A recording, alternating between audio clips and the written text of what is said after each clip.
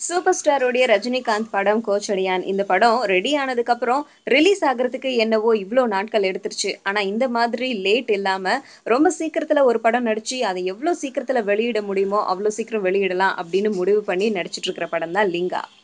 KS. ரவிக்குமாரோடைய இயக்கத்துல லிங்கா படத்துல நடிச்சிட்டு இருக்காரு. இந்த படத்துல ரஜினிக்கு ஜோடியா 4 ஹீரோயின்கள் நடிச்சிட்டு இருக்காங்க.